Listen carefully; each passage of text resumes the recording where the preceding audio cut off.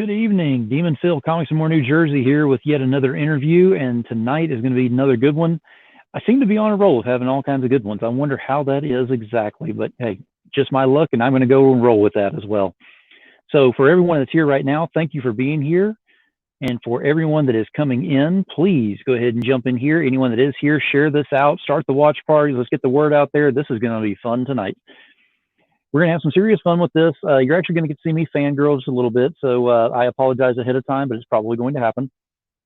There's a story that goes along with that. We'll be bringing that up during the interview as well. But I am definitely looking forward to this. I hope everyone has had a great day, been safe, wash your damn hands, have a good time. But now it's time to get in here, have a blast, and we're going to have some fun, do an interview, do a book review, and we're going to just go over some things and have some fun. I mean, that's what this is all about. So spread the word. Let's get some people in here, see what we can get going. And we will get this going in about another minute or two. Jim, thank you for being here, buddy. Thank you for sharing. Appreciate you.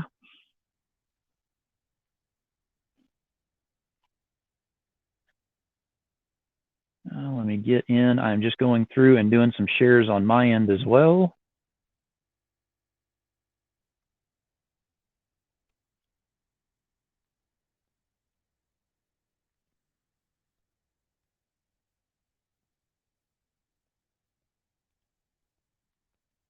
All right.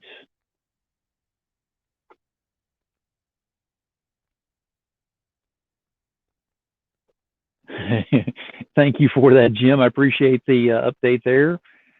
I am happy with having 17 people in here. Thank you very much for everybody being here. Please share.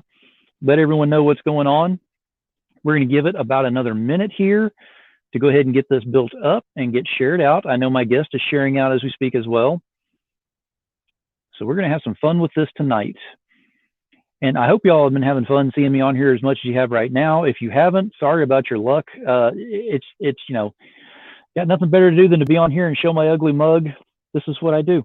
But no, I just try to help out as much as I possibly can. I can't draw to save my life. So here's what I do. I get on here and I interview and I try to promote and push other people ahead of me and get their exposure out there and find out what's going on. So this is what we're going to keep doing. Rob Schiff, thank you for being here, buddy. Appreciate you. If you will, please hit that share button. Let's get as many people in here as possible. And according to my watch, we're at that time. So let's go and get this thing started. All right.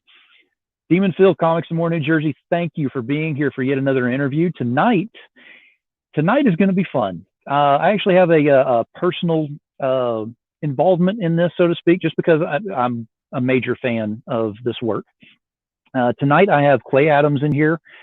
He has the Fried Comics line that he does. If you're not familiar with Fried Comics, you need to be. Trust me, you need to be. I will be posting some links as we go along as well to go ahead and bring that up. But you know what? Enough about me and how much of a fan I am right now. Let's go ahead and bring out the man of the hour. Here's Clay. Hey, how's it going, Phil? Hey, what's going on, Clay? Appreciate you being here, buddy. Thanks for having me. I really appreciate it. Hey, not a problem at all. So we're going to go ahead and dive straight into this. I'm just going to go ahead and say, for those of you that don't know who this is, Clay, if you'll tell us who you are and what you do and how to find you. Absolutely. So I'm Clay Adams. I'm a co-creator at friedcomics.com. And we make offbeat, irreverent pulp fiction. We've been doing that since 2013. We have, this might be a family show. I won't say the full name of the title, but we have a book called PBOW. That's an acronym. I'll let you find out what that means. We also have another book called Dead Skins, and we have another one called Red Xmas, which is our perennial holiday special that we do every year. And I can be found on Twitter at Clay's Evil Twin. So you bring up that they're the irreverent titles and everything. I'm going to tell you right now, you've got to be a little bit twisted to read these. And if you're not already a little bit twisted, it twists you in just a little bit. I mean, it's not I'm not saying this is like a cult thing that completely turns your life around scenario, but it is a very fun, very irreverent, very casual read to have. And they're an absolute blast. So I know that, again, talking from a fan standpoint here. Thanks, man. I appreciate that. And we have got Eve is in here. Thank you, Eve, for coming in. I appreciate you being here. Let me go ahead and pull up. This is the website. If you want to go on there and look at that while we're talking, you're more than welcome to do that.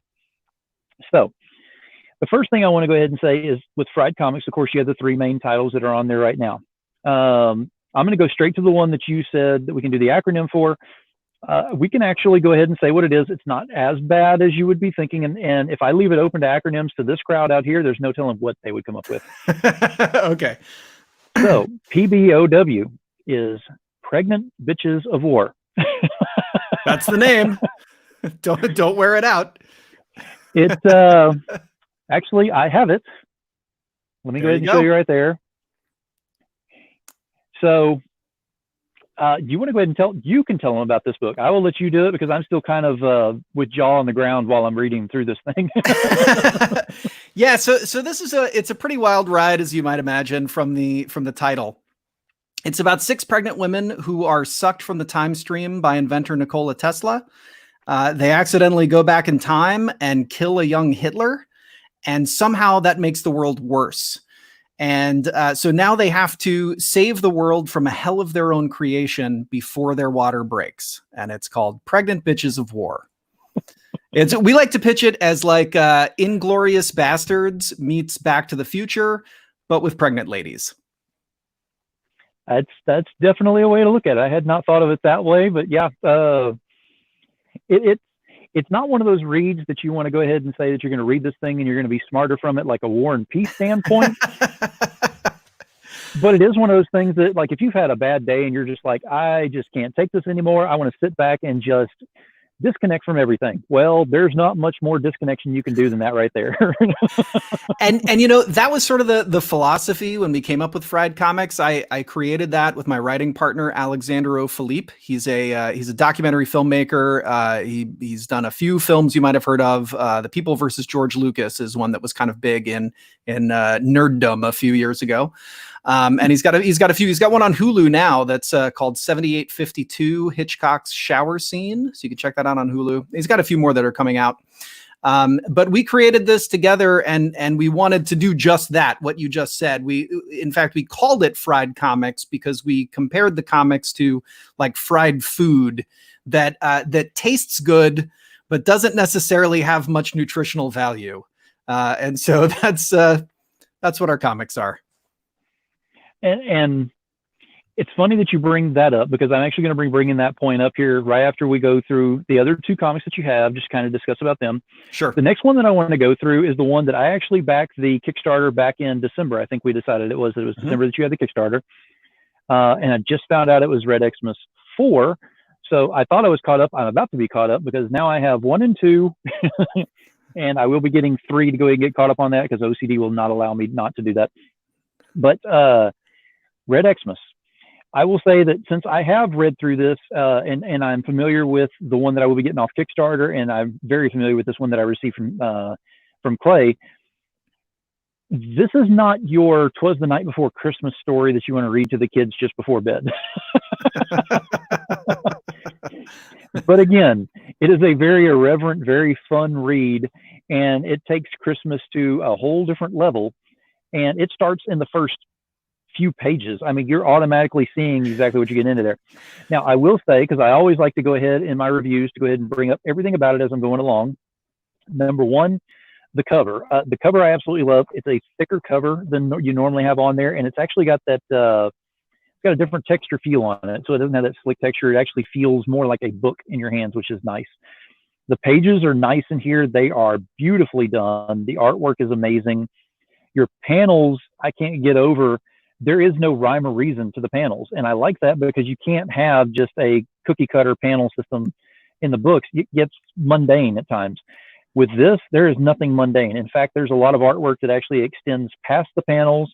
There are full color things in here that are actually not even in a panel.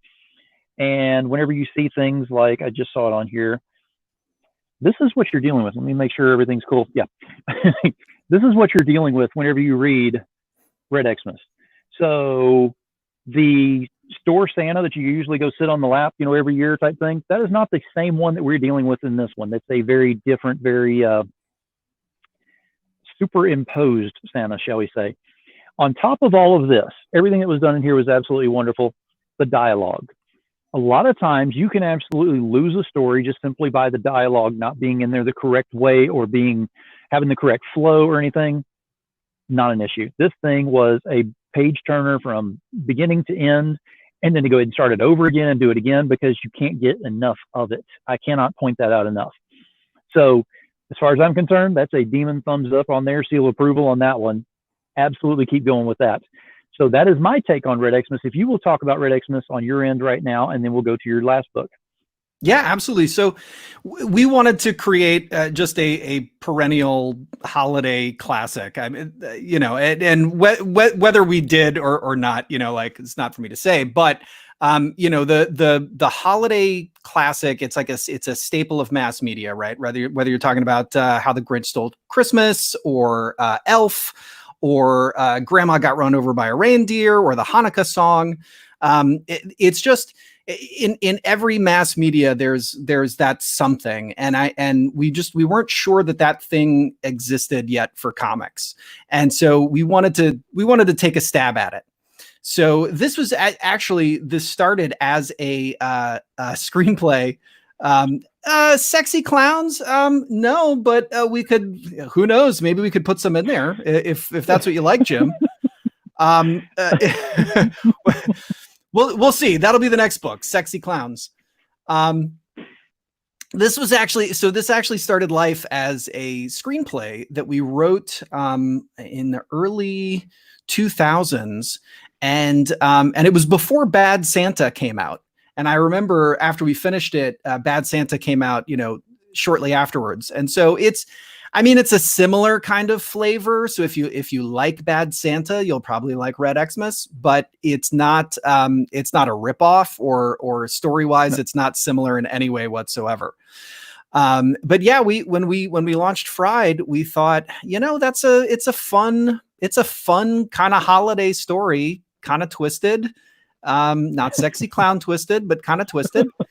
And we decided, yeah, let's make this a comic. Let's try to make a comic holiday classic. Absolutely. And just for an explanation, Jim Noble actually does Totally Rad Comics, and most of his comics have to do with sexy clowns. So that's why immediately, usually his opening statement, and I'm kind of surprised because it wasn't that way this time. Usually it is, how do you feel about sexy clowns? I was kind of surprised it wasn't actually that particular question. So he's evolving. And now I got to look up some of Jim's sexy clowns. So Phil, I'll get the link from you later. Oh, absolutely. I'm just going to warn you, once you go down that path, it's kind of like yours. You'll never want to go back. All right. That sounds good. I can't wait to check it out then. It sounds like it's right up my alley. Well, so Jim, it's not, so when we say twisted, it's like, we're very much informed by like Mad Magazine, Cracked, Roald Dahl, that sort of thing. But also like crossed with Quentin Tarantino, or Rick and Morty. So it's sort of that kind of vibe. So Red Xmas is, Mrs. Claus dies in a tragic toy accident, and now Santa's out to make all those little brats pay. And that gives you sort of the flavor of it. There's more to the story than that. It gets a little more complicated than that, but that's a good like elevator pitch. And Jim says turning fears into fantasies. Yeah. Well done, Jim. Well done. So oh, and here we go, because I knew it was going to happen. I'm sold. I knew awesome. You were going to get along with this. So now that's Red Xmas. So we've gone through 2. Yep. So now let's go ahead and go to the flagship of the time frame right now, which is Deadskins. If you will go ahead and tell us about that one. Absolutely. So Deadskins is a Western. It's set in the Wild West. It's a Harvard dandy and his blind drunk companion are all that stand between the Old West and an undead apocalypse. And it's kind of like if I had to do the X meets Y kind of thing, I'd say Blazing Saddles meets The Walking Dead. That gets me every time. I swear, I watched that on your video whenever you did that for the Kickstarter, and I was laughing all over the place. I kept watching that video over and over again. It was fun to make. Thanks. Appreciate that. So I'm looking right now because I've actually got it brought up on here with the Kickstarter. Let me see if I can find it on here. And you have to bear with me because technology has been fun today for the most part, but here we go. Yeah. So you have got 19 days to go on this particular Kickstarter. I'm just going to talk about it a little bit and then I'm going to give the floor to you, but I want to go ahead and give the basics on here. So 19 days to go, 203 backers. You have surpassed your goal. You're about to double it very soon, which is amazing. Congratulations on that. Thank you. I know, I thought you had said, I'm pretty sure I could swear that I got the email that said you were funded that day, like within like 9 hours. Like yeah, not 9 hours. And that's a first for us. This is our 8th campaign. And that's the first time we funded in the first day. And it was funny. Alexander was texting me all that day, and like this is great, this is incredible, because we remembered like when we did the first Red Xmas on Kickstarter, it took us a month to get $3,000. So to get that in a few hours was quite a change from where we started. Exactly. Humble beginnings. Now, that's what's going on with the Kickstarter. If you can kind of talk about some of the options that you've got in here, the tiers, things that you've got going, just kind of give the rundown of what it's like to go through the Kickstarter. And then I've got a few things I wanted to bring up on it afterwards. Yeah, sure. Absolutely. So, so the thing about Kickstarter is that we, first of all, I should say, if you're not familiar with Kickstarter, it's not a store. So it's not like you're coming to our store to buy something. You are actually coming to help make it. And even though this story was already completed, we did it as a webcomic that was available for, it was on our website. We serialized it for like a year between 2013 and 2014. And even though the story itself is completed, you are helping to bring the physical project to life. We've never really printed it. We did a very small print run for some of the high tier backers on the first Red Xmas campaign, but beyond that, we've never printed it. And we're actually remastering the artwork just slightly. We're kind of darkening the lines a little bit so that it prints better. And so when you go to Kickstarter, you'll notice a couple of things, that there are several different options. It's not like you just go and to your local comic shop and pick up a comic book. You have different tiers you can get, and these tiers, are the pricing is a little different than, again, just picking up a comic book, but it's because you are actually a part of the production, and so you get more than just a physical book. So for $5, if you just want to check it out, if you're just kicking the tires, you don't want to get a physical book, you don't want to pay anything else, but you do kind of just want to support, for $5, we'll send you the first issue. And that's 30 pages of the story. The full graphic novel is 154 pages. Right now, we are kickstarting the first 2 issues. So this is just for the first 2 issues, because we're just remastering this a couple of issues at a time. So we'll send you the whole first issue for $5. If you want the first 2 issues digitally, these are digital copies, for $10, but we'll put your name in the book. So, like if you go to the theater or something and you're a patron, you get your name printed in the playbill. And this is sort of the same principle. You helped bring this project to life, so we're going to credit you inside the book when the book comes out. I like, for Fried Comics, I like to refer to you as producers.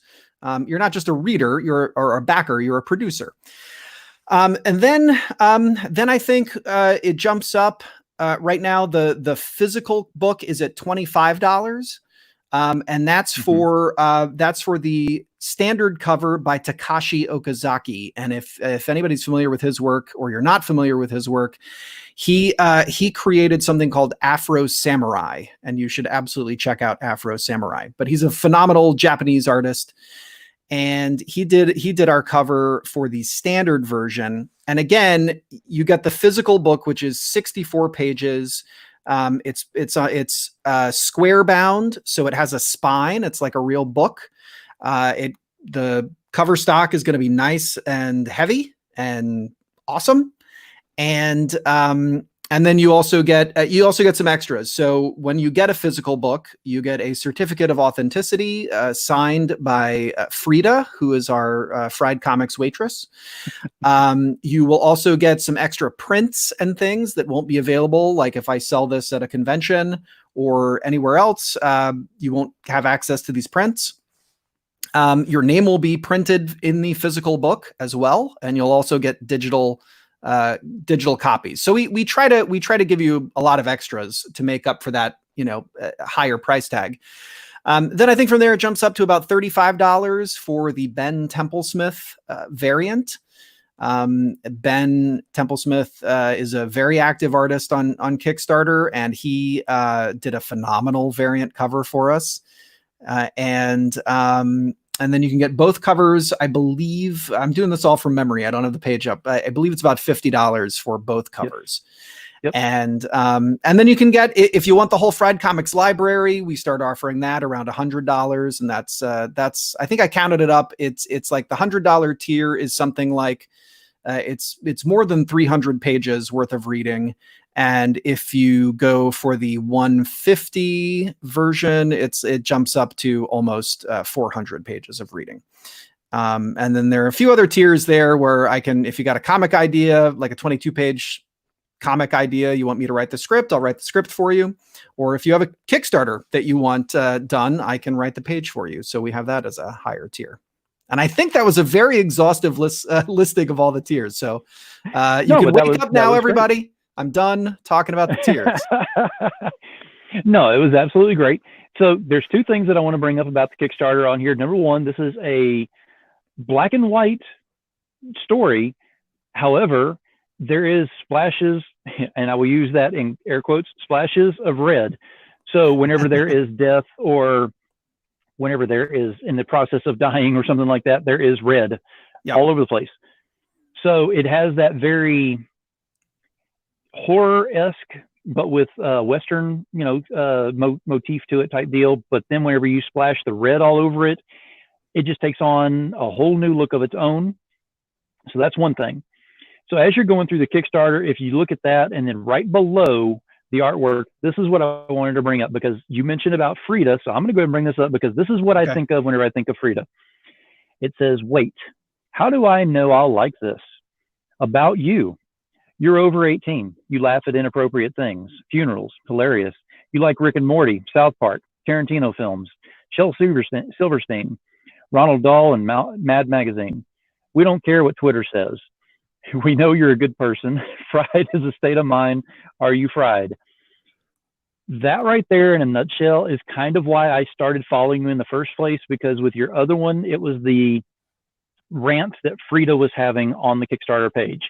That got my full attention, and I've been hooked ever since. So that's me on that. On top of that, once you actually back this, you're on the mailing list. Now, a lot of people are like, I don't want to get email all the time from this and just have that kind of stuff. Your emails, you're sending me free digital copies of books and things like that. But also, every once in a while, it'll just be Frida checking up on me, but she checks up in a very in her own way, shall we say? Very specific way. Yes. I should make clear, we don't automatically add you to the mailing list. You do have to opt in. So I will ask a question on the survey. Would you like to be added to our mailing list? Because we don't want to make anybody angry. So we don't automatically add anybody. But yes, Phil was kind enough to opt in, and most people do opt in. And we do give away, like he said, free PDFs. And we try to make it fun. Frida will talk with you. If you write into Frida will write back. And she often, we wanted to create the vibe of the old letter columns from comic books, because personally for me, like that is like one of my favorite things about comics, is that sense of community that's created by the letter column. And if I go back and I read old comics, half the time, like, I'm not even interested in reading the stories anymore. I just sit down and I read the letter columns. So we wanted to create a mailing list that was not just like blah, blah, blah, talking about us and talking about, selling you something. We wanted to have a conversation with people. So Frida has conversations. She'll ask questions and people write in, and Frida writes back, and it's fun. And it is. I mean, it is. You trust me. You want to opt in to go ahead and get these because it is a blast whenever I get these emails from this. It's none of them are the same ever. And it's almost like we're pen pals, but if my pen pal was actually didn't even like me at all, but still wanted to keep me around, it's kind of what it's like. Yeah, Frida's a bit of a curmudgeon, Phil. So she's not the nicest person in the world, but if you get on her mailing list and become her pen pal, she lightens up quite a bit. She does show a different side of herself. And we've got some, let me address the comments real quick since we haven't been over here. Let's see. We've got Eve said Afro Samurai artist. She was surprised and excited by that. And actually, it looks like she went and looked over there because she said you even got Glenn Fabry on board. She's excited about that. Yeah. And Oh, thank Takashi you. Oka, yeah. It is. It's gorgeous. It's gorgeous. And Alexander and I almost got to work with him on a manga series. I don't think I can say too much about it, but a few years back, we almost got to work on it. It would have been a dream project. It was a licensed property that we were all huge fans of, and it was this close to happening, and it would have been amazing. But it happened in my dreams. I guess I can still dream about it. Maybe it'll happen one day. You never know. I don't know. Yeah. You never know. A lot of dreams are coming true this time right now. I mean, there's life gives you limes. You got to make some margaritas. I mean, it's that's right. It's got to happen. That's I like that. I like that philosophy. I'm going to write that down. Yeah, that's good. Now I'm going to ask you because we've kind of touched on the Kickstarter. We've touched on Frida and different things on there. So now I want to dig deeper into some of your techniques and things that you use on there to kind of get some ideas behind the curtain. And of course, these aren't, if you can't answer because you got secret projects or anything, you don't have to answer. I'm not going to force you. Sure. Now, first thing I want to ask is, what kind of inspiration do you use for your books? How do you come up with these ideas?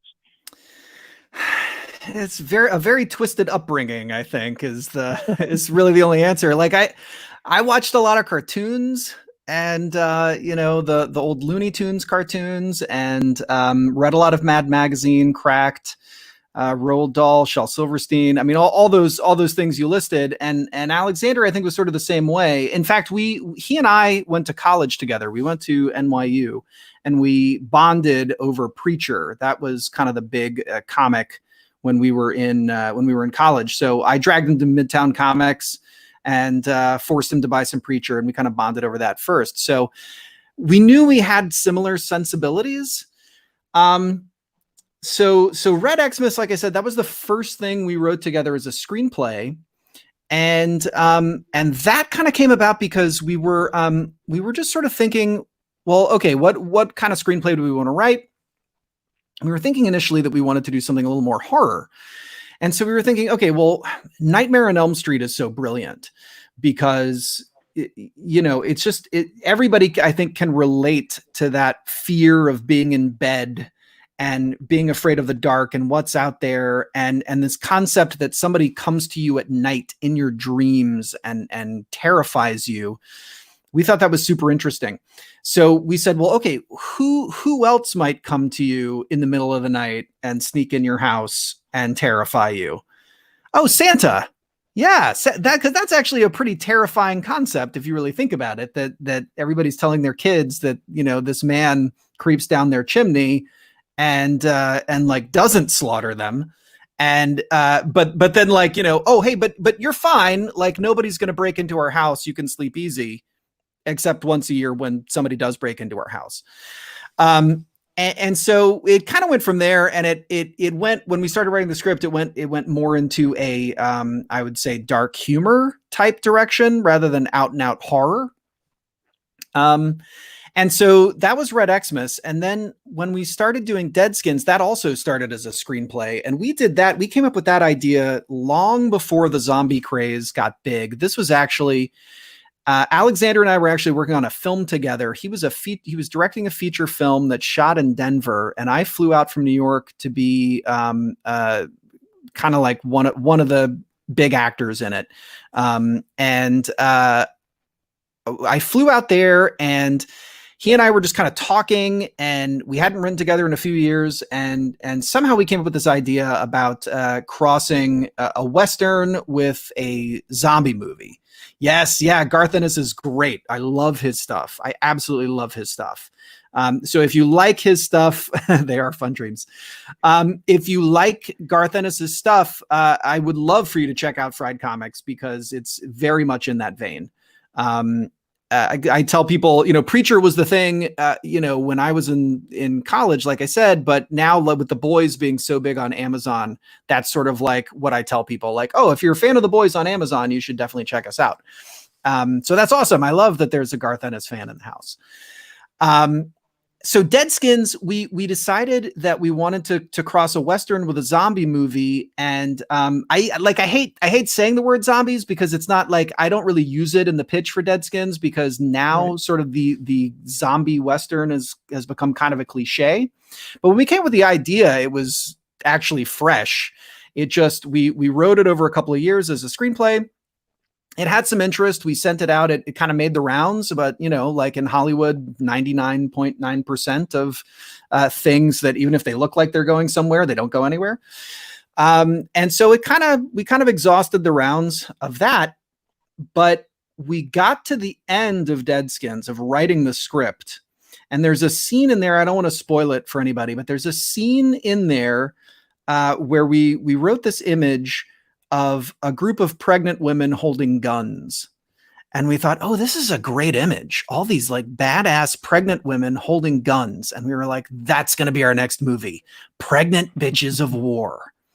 And then we laughed at what a dumb name that was. And then we were like, wait a minute, hold on. What if we could make this actually kind of good? Okay. Then the wheel started to turn. And we said, well, wait a minute, this doesn't sound like a movie. This sounds like a comic book, just the more we started talking about it. And that's when we first started thinking, oh, maybe we'll do comics. Because we were like, yeah, we're fans of I've been reading comics since I was 8. I think Alexander was reading them, he's Swiss French. So he was reading them in Europe. So he was reading like the European stuff. And so we decided to do PBOW as a comic. And then once we did, then it was kind of like, okay, well, we're working on this. What if we translate Deadskins into a comic? What if we made that into a graphic novel, and we do that kind of at the same time? So we launched Fried Comics in 2013. I refer to that as Fried Comics 1.0. This was sort of the first version of it. And we serialized both PBOW Volume 1 and Deadskins on the website for a year. And then we had announced that we were going to do Red Xmas. And because again, it was like we liked the story. It was the first thing we ever wrote together. And we thought, well, this fits. Tonally, it fits with what we're doing with PBOW and Deadskins. So we did a Kickstarter for Red Xmas #1. We learned a lot about doing Kickstarters on that first campaign. It was tough. It was a struggle. Like I mentioned, it took us all month to raise a few grand. And then, a few things happened that sort of, we had to kind of put a pause on things. One was actually this potential project with Takashi Okazaki. And so we wound up, having to do pitch after pitch after pitch, and refining the pitches and coming up with character sketches and all kinds of things. And that took several months. So we were working on that. And at the same time, the artist who we had been working with on Red Xmas originally, Dominique Damo Stanton, who is now drawing Sandman for DC Comics. He was kind of moving on because some of the bigger companies realized that he was really good. And so it was kind of, Red Xmas was kind of put on hold while he was doing other stuff. We started doing other stuff. There were some other issues that were going on. But then in 2016, that's when I decided to start the mailing list with Frida. And that's kind of when Fried Comics 2.0 happened.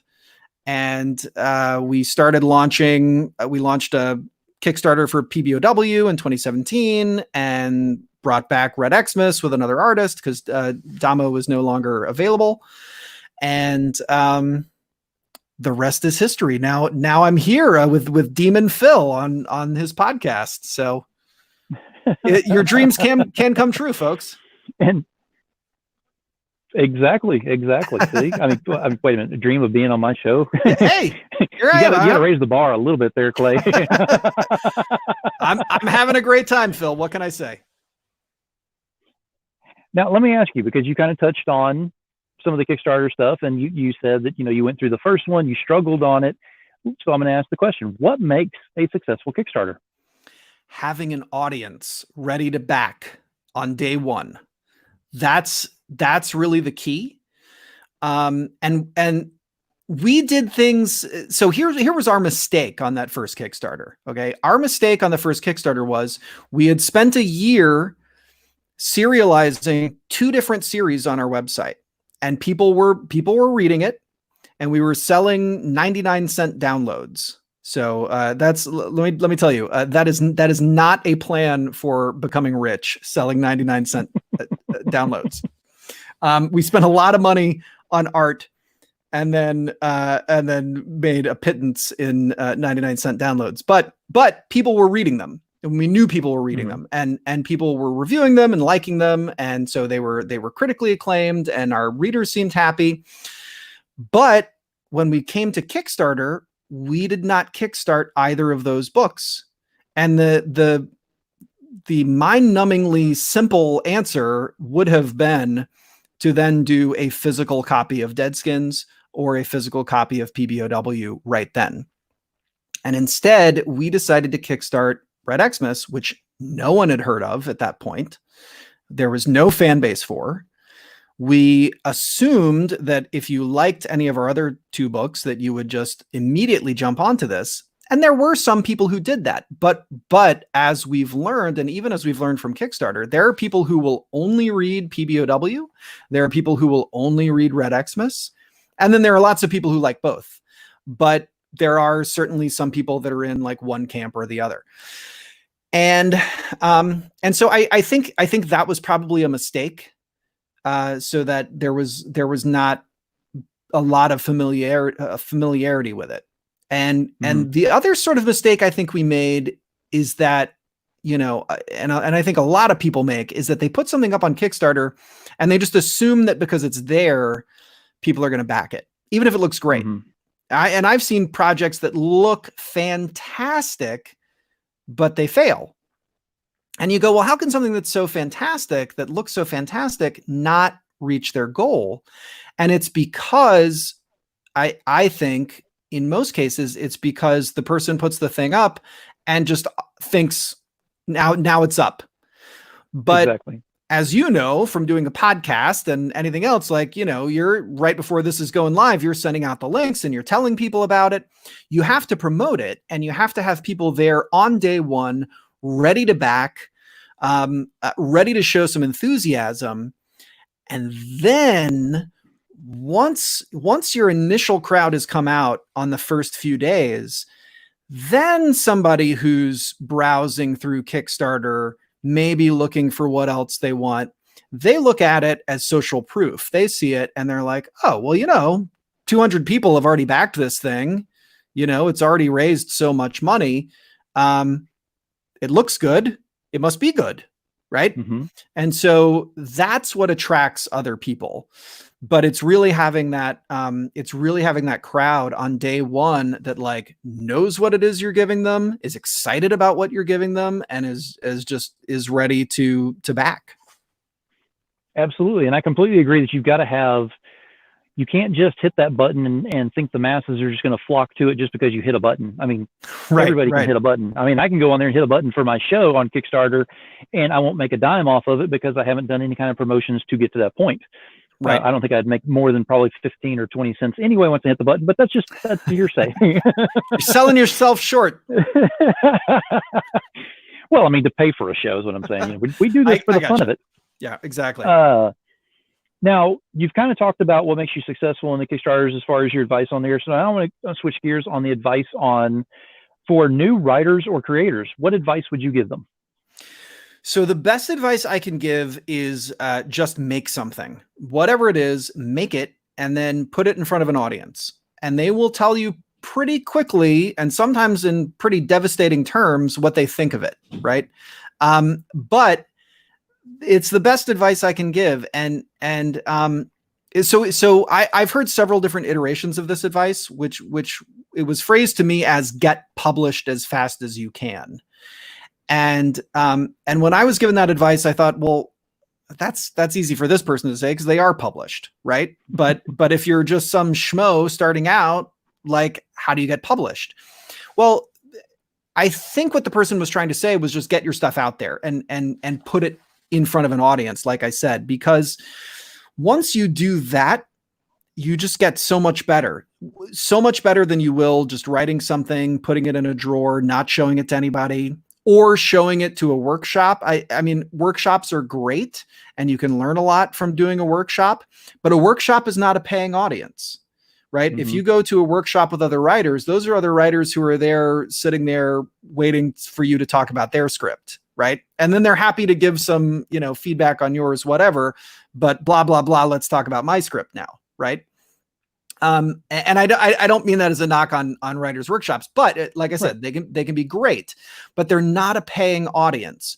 You want to find the people that are interested in actually reading it and are interested in paying for it, because then suddenly there's like a contract between the two of you, and the contract is you're going to give me money and I'm going to give you the most professional product I can give you, right? I can give you the best thing that I have to give. And so once you have that contract with somebody else, it really forces you to step up your game, and you learn very quickly what works, what doesn't work. And you can, you can see sort of the evolution in Fried Comics too, where we're learning things and learning how to put together a book. And I think we're kind of at the point where we have a really good feel for it. Yeah, you just make something, start something, finish it, sell it, make the next thing, and just keep going. That is great advice. And as some of the people that are watching this know, I'm actually thinking about getting into a project that I started probably 20 years ago, that I was going to do a novel. And I think that, being that I've gotten a foothold into this industry, I'd like to do it as a comic. So once I get to a scheduled way of doing the interviews and everything, because right now I'm averaging 6 to 7 a week, we're going to have to scale that down a little bit. But I'm having a blast doing this. So I'm not saying it's a bad thing by any means.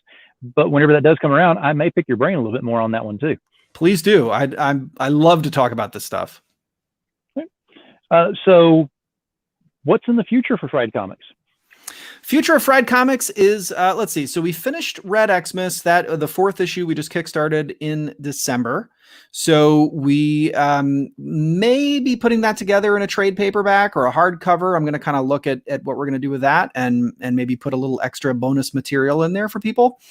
Then we've got more PBOW. We kickstarted the first issue of volume 2 last year. People have been asking since the first volume wrapped up in 2014 when we were going to have more.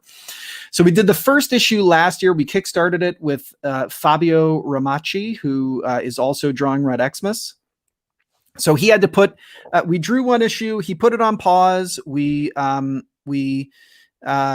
doing Red Xmas now, finishing that up, and then he's going to jump back over to PBOW.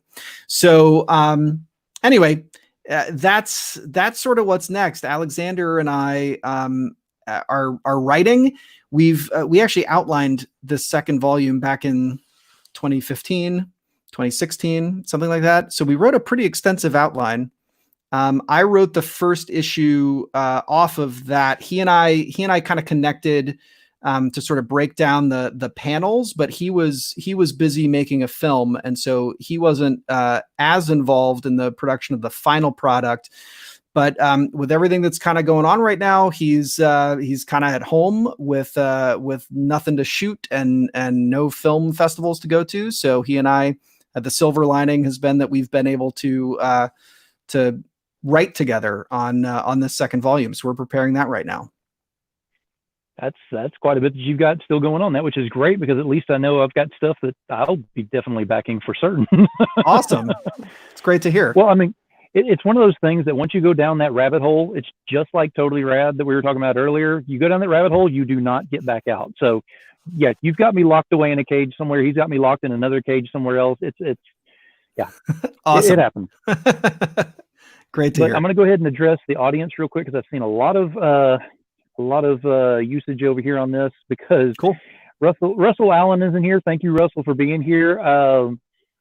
So Clay doesn't know about this. A lot of people don't. Let me see if I can find him again on here. There we go. Hi guys, pantsless army of one. I'm just going to say, and Clay's probably going to laugh at this whenever he hears it, but the big reveal is coming. And I hate saying it that way every time, but it works for what we're doing. So the big reveal is coming.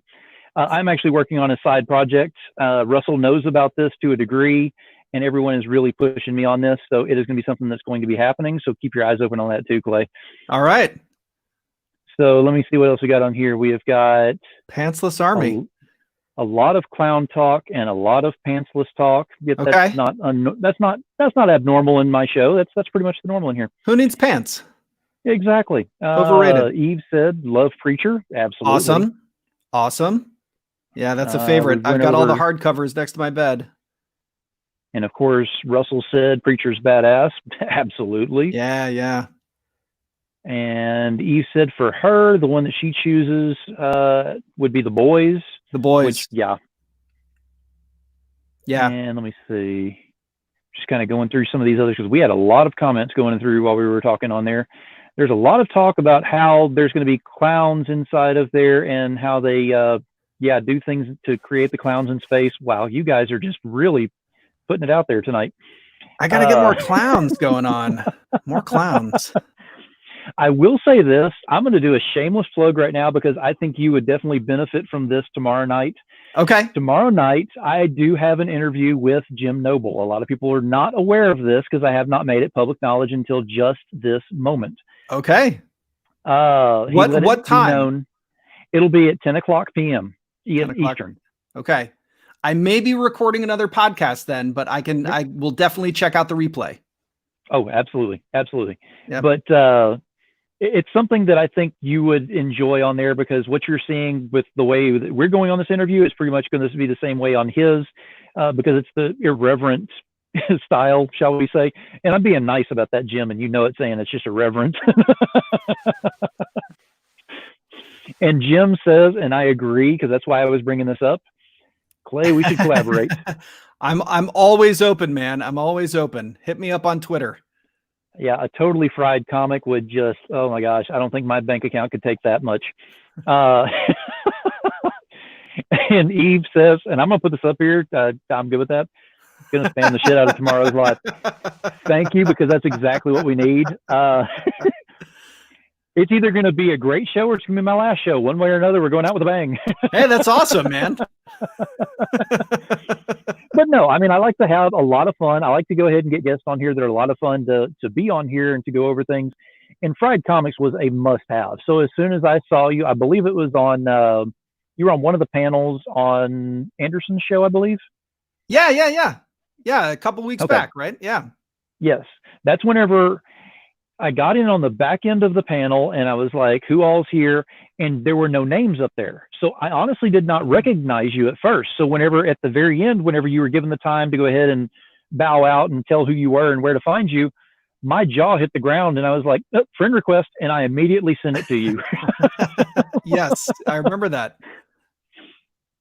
I had to. It was a have to. I mean, like I said, I'm such a fan of Fried Comics, and not just, I mean, the books are great, the quality and everything, like I already went over and all. It's the way that you run the business. I mean, having Frida as your mascot,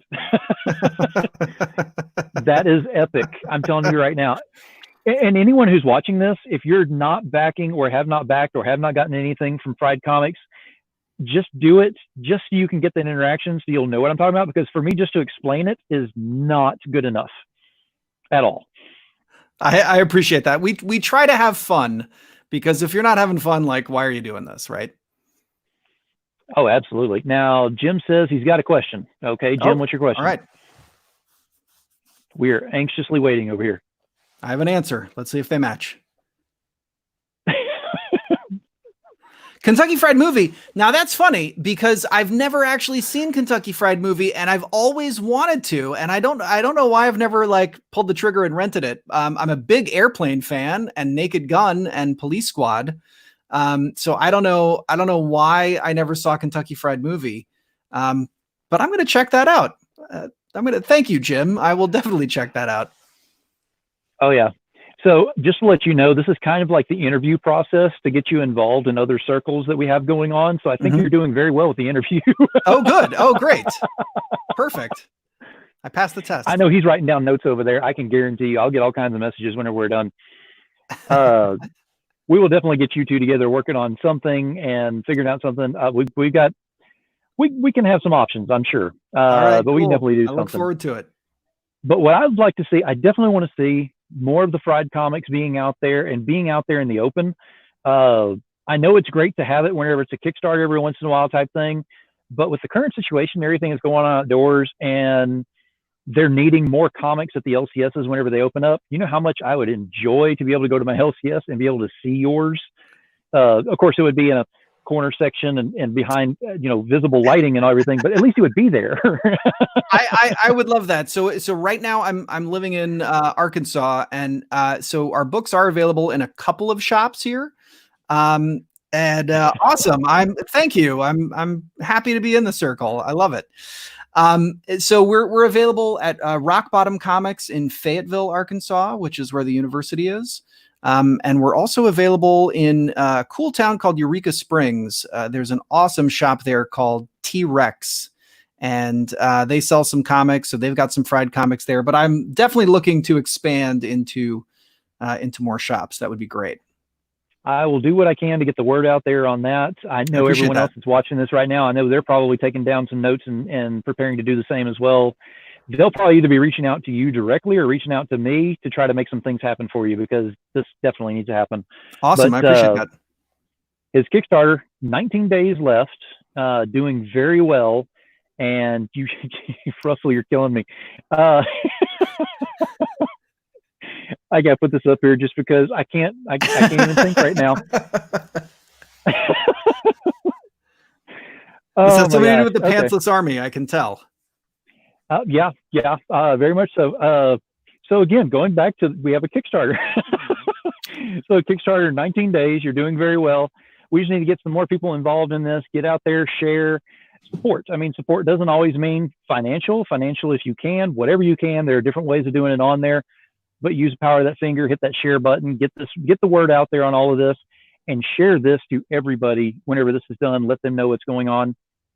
Clay, one last audible time. How do we reach you? How do we find you? How do we get your books in our hands? Absolutely. So the website is friedcomics.com. You can find us on Facebook. It's facebook.com/friedcomics. I am personally on Twitter at Clay's Evil Twin.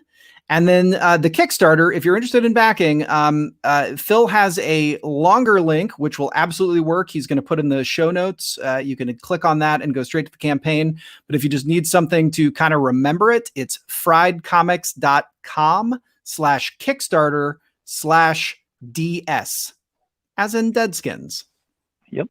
And I actually have all of that listed in the notes for the comments on the video. So it is in the link, so you can find that directly on there. So whenever you're done, if you just go back and look at the link, scroll down to see more on there, click on the see more, you'll be able to see all those links on there. You can click on them directly, go straight to places, because you need to go to places and find these things. Awesome. I've had an absolute blast. I'm going to tell you right now, before we go ahead and take off, whenever you do Deadskins Ends and you send it to me and I get it, number one, I'm going to do a live unboxing.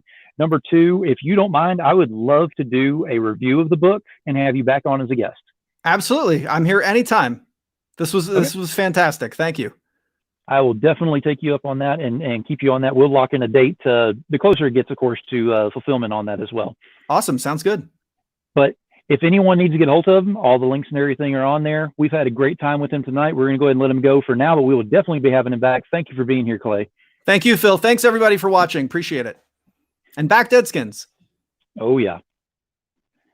All right. Hey, I told you we were going to have fun, and we did, absolutely. And it looks like we may have even gained another member to the circle. Hey, you never know. Circles can get much larger. Just ask Steph Wilson. Yeah, that was a bad plug, but hey, it was there. It's my show, and I can do it. So, closing statements. I always have closing statements based on something that's happened within the show. I never script anything for closing statements. So on this one, the one thing that comes to mind is if you're going to do something, go ahead and put everything you've got into it. If you think it's going to be an idea that no one would go for, you never know. Fried Comics. Fried Comics is not your cookie cutter style comics by any means, but it gets to people. So give it a chance, see what you think. If you're this much twisted, you're going to absolutely love it. If you're more twisted than that, then you're already in the circle. So you already know you've got to have these books. So get on it. But yes, definitely back this thing, get on there, support, share, get the word out. Before I go, one last thing, and I'm going to go ahead and say this. Wednesday, we are going live. We're going to hit that button to go ahead and start up our Kickstarter for Vampires New Jersey. Alton Simpson's Vampires New Jersey starts up on Wednesday. So that is my shameless plug for that one. Get ready for it because you think you see my face enough right now. I'm just getting started. Until then, y'all have a great evening. Keep it indie, y'all.